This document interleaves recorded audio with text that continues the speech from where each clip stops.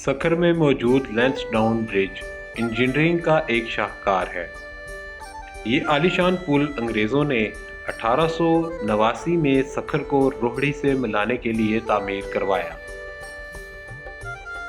जब ये पुल बनाया गया तो इससे कोई रेलगाड़ी गुजारने के लिए तैयार ना था।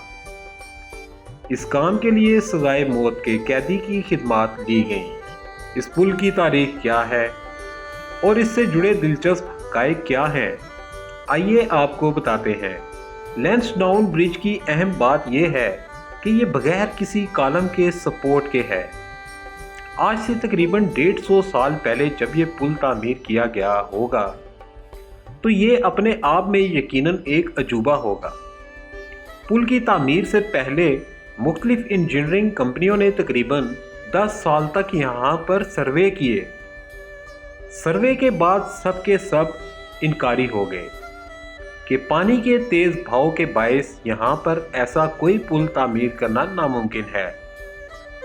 जबकि वेस्टवुड कंपनी ने ना सिर्फ अपना डिज़ाइन पेश किया बल्कि साथ ही गारंटी भी दी कि जो पुल वो तामीर करेंगे वो ना सिर्फ मजबूत होगा बल्कि एक अजूबा होगा। इस कंपनी ने दरियाए सिंध पर अटक के मकाम पर भी पुल तामीर किया था। इस पुल का नाम गवर्नर जनरल हिंद लैंसडाउन के नाम पर रखा गया था। मकामी ज़ुबान में इसे कैंची पुल कहते हैं।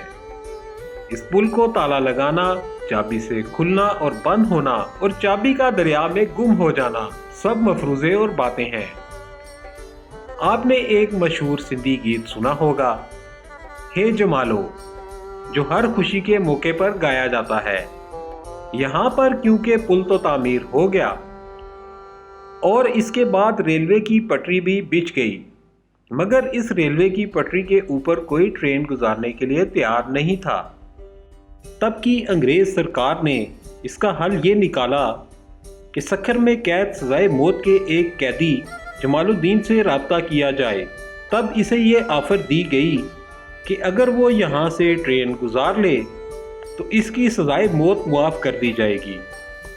इस पर इसने हामी भर ली, जिसके बाद इसने ट्रेनिंग ली और ट्रेनिंग लेने के बाद इसने कामयाबी से ट्रेन गुजार ली। इस खुशी में एक मेला और तकरीब हुई जिसमें जमालुद्दीन की बीवी ने ये गाना गाया, हे जमालो, जो सिंधी गीतों में आज भी सरे फहरिस्त है। लैंसडाउन ब्रिज के साथ सिल्वर रंग का पुल है जिसे सदर अयूब ने 1960 में तामीर करवाया। रेलवे ट्रैक सिल्वर पुल से गुजरता है और आम ट्रैफिक आज भी लैंसडाउन ब्रिज से गुजरती है। अगर आप सखर आएँ तो लैंसडाउन पुल की सैर ज़रूर करें।